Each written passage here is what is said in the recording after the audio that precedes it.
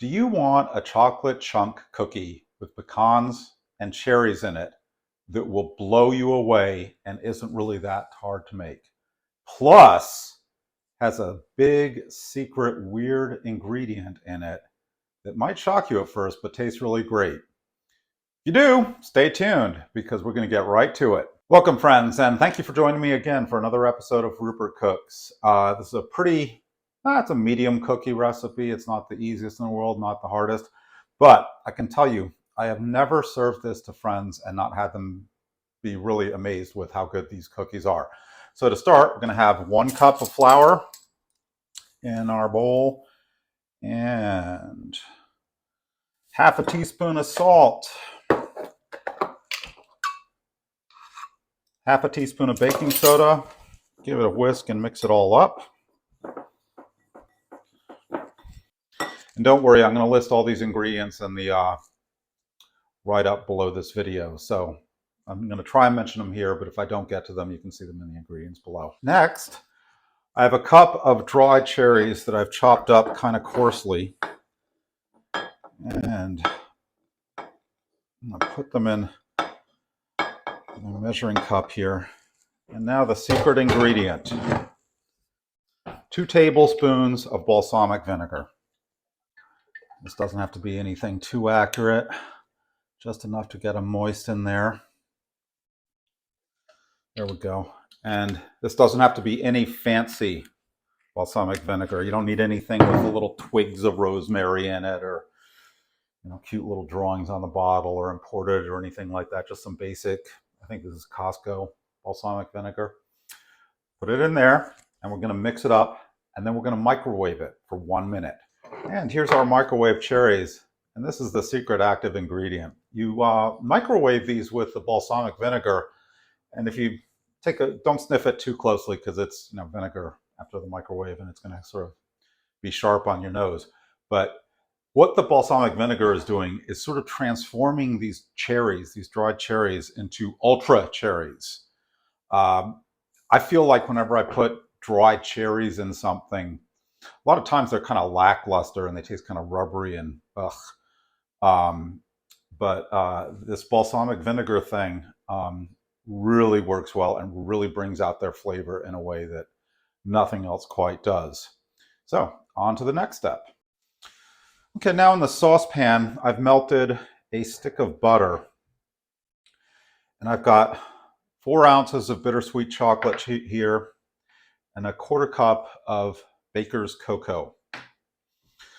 And we will be using all this chocolate, but for now, we're just putting in 1 ounce or about 1/4 of our chocolate. And this came pre-chunked in these little cubes, which is pretty nice. But if it comes in a bar, you want to chop it up a little bit. So I'm just mixing it in here until I get a smooth consistency. It really doesn't take too much, but it's going to form sort of the chocolate base of the whole thing. There you can see it's pretty much all mixed up in there. So now we're going to set this aside to cool where we get on with our next steps.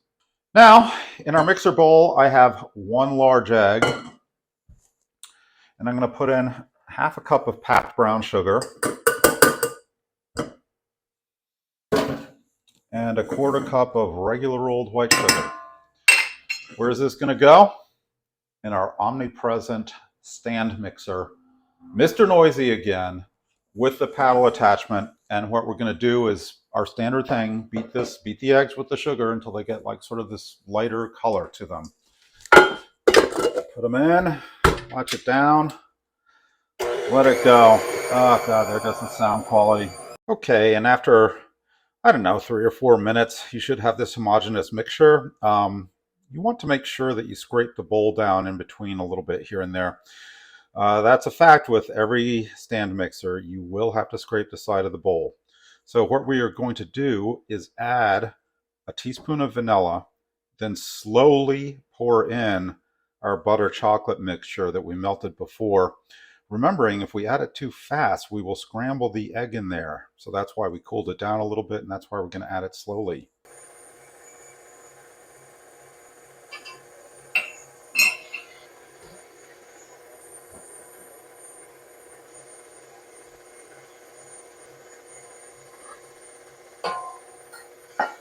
Okay, so I've been mixing for about 3 or 4 minutes, and now what we're going to do is on about medium speed, we're going to add our flour, salt, baking soda mixture.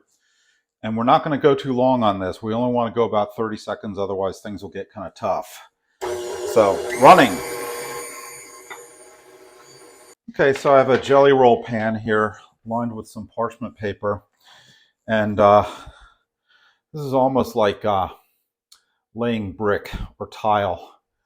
It's one of those things where a good mason never touches the mortar with his hands, only with the tools.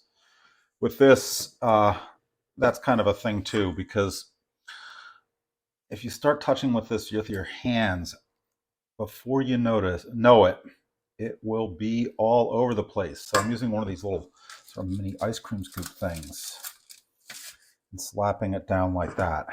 And I find that that works really nicely for me with this kind of thing. You know, if it was a drier sort of cookie dough, I wouldn't be so worried about it. But I've tried doing these with my bare hands, and it gets extremely messy really quickly.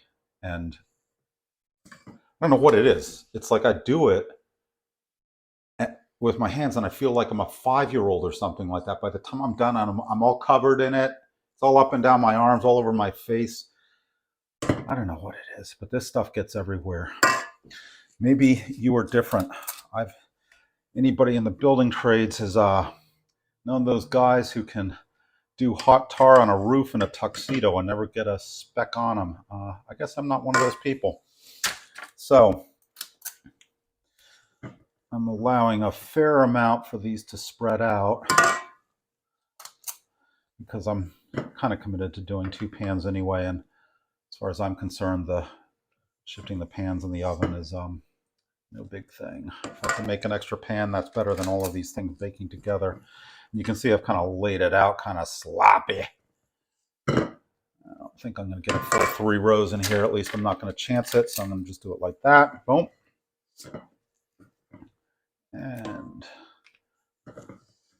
let's do another one. I think I can get another one in there. Okay. So we are going to throw this in the oven, bake it, and see how they come out. Okay, so I have baked these for just about 16 minutes. And I'm going just until the edges are firm, but the middle is still a little bit soft. The reason why is if we go in the oven straight through, what's going to happen is all the chocolate chunks that are in there are going to melt, and it's going to spread out even more and just be melted chocolate cookie. So what I'm going to do is take these out of the oven and let them sit just on the hot trays for 10 minutes.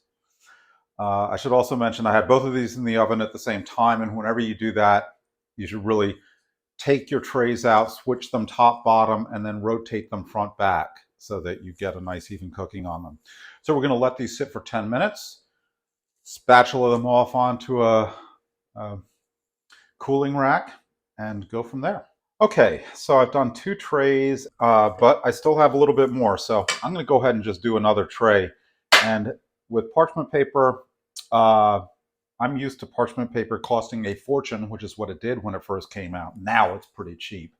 But that doesn't mean that I don't still reuse it, which I know some might consider kind of sinful, but I'm just going to go ahead and reuse it. So we're going to get these all done, and I'll show you what they look like. All right, so here we have our cookies, and you can see they have like a really nice, kind of pecan chocolate chunk outside texture. It's anybody would want to eat one of these. You open up, and you can see that we've preserved a lot of that chocolate chunk still in there, and the taste on these is incredible. I highly recommend making them. They really don't take a huge amount of time or anything like that. The one thing that I would advise is trying to maybe avoid making them on a very hot day, because the chocolate in the dough does get incredibly gummy. The Gadgetry, not a lot on this episode, but one thing is this little deal, and I cannot for the life of me remember how these were sized when I got this thing. But I think they were sized maybe according to tablespoon level or cc level. At any rate, I think this holds probably about 2 tablespoons. This I was really reluctant to get because it's like, come on, I mean, how often do you use something like this?